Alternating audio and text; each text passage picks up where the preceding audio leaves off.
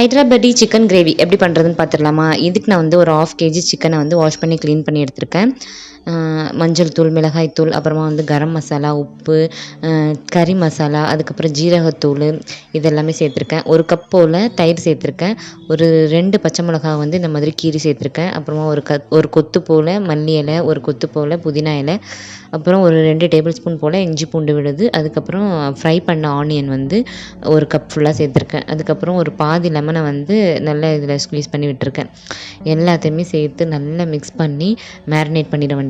Marinate பண்ணி ஒரு 1 hour அப்படியே நல்லா ஊறட்டும். அந்த தயிர், மல்லி இலை, புதினா இலை அதோடய ஃப்ளேவர்லாம் வந்து சிக்கனில் நல்லா இறங்குற வரைக்கும் நல்லா ஊறணும். யூஸ்வலாக நம்ம பண்ணக்கூடிய சிக்கன் கிரேவி மாதிரி இல்லாமல் இது வந்து டிஃப்ரெண்ட்டாகவும் இருக்கும், நல்ல டேஸ்ட்டாகவும் இருக்கும். கண்டிப்பாக இதை வந்து ட்ரை பண்ணி பாருங்கள்.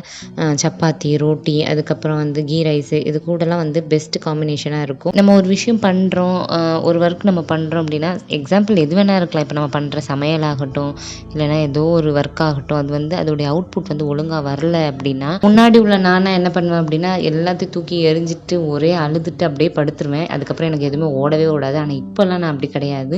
டக்குன்னு அதை மாடுலேட் பண்ணி என்ன பண்ண முடியுமோ அதை பண்ணுவேன். இல்லைனா அதை எப்படியாவது டேஸ்ட்டாக மாற்ற முடியுமா, இல்லை அதை எப்படியாவது வந்து ப்ராப்பராக பண்ண முடியுமா அப்படின்னு சொல்லிட்டு டக்குன்னு அந்த செகண்ட்லேயே யோசித்து எதையாவது வந்து ரெடி பண்ணுவேன்.